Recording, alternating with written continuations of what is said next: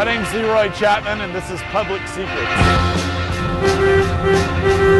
Hello? You're doing it wrong.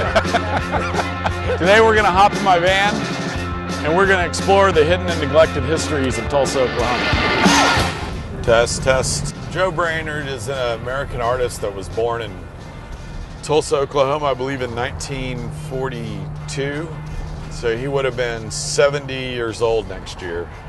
He was kind of a geeky kid, and he didn't have a lot of friends in high school. And he started his art career by designing dresses for his mother when he was a young teenager. And then he got really good at it, and so by junior high school, there were women around town that were collecting his work. Here's Joe Brainard's house, 159. And this house was the art editorial address for the White Dove Review. I drive real slow, and then I'll honk at people and wave. It's just kind of a way to disrupt the normal goings on. Honk honk. Joe went to art school in Ohio. He quit college within 2 months and moved to New York and started working there as an illustrator and doing set design. This is early in Warhol's career too, and Warhol was running in the same circles, and they were friends, and they admired each other's work and influenced each other a lot. Like Lichtenstein and Warhol, you know, they would use the comic book figures. You know, Brainard was doing some of that work too. So that passenger side is pretty gnarly. Like if you look at it, it's pretty creepy looking. Mayo guys.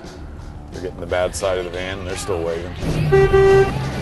Brainard was a speed freak. He did lots of speed up and through the 70s, but he produced an enormous amount of work. He's outside of the box for sure, because you couldn't pin him down, and that's one of the things that they say about Brainard is, like, he would have a show. He did one show where he created like 1,200 of these little miniature pieces. They were like these super tiny, just like intricate little, like, I think they were like shadow boxes, and there was over 1,200 of them in this exhibit, and people loved him. You know, as soon as like people he would have a show and they loved his work, he would start doing paintings or illustration. You know, he didn't want to be defined as like the guy who did miniatures or the guy who did, you know, this or that. You know, he didn't want to be put in a box like that, so he would always switch it up, and there'll be like this underground comic stuff that he was doing in 63 and 64, which predates Robert Crumb.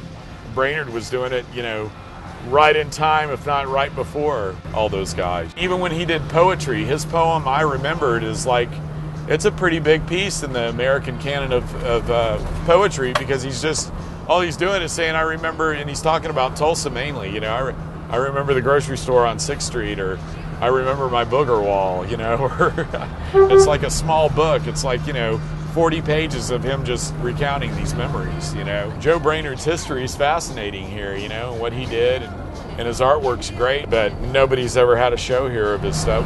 He could take really any format or any media and make something out of it, you know, and not only just make something out of it, but make something out of it that was kind of breaking with tradition or had a new sense to it, you know. Brainard's amazing.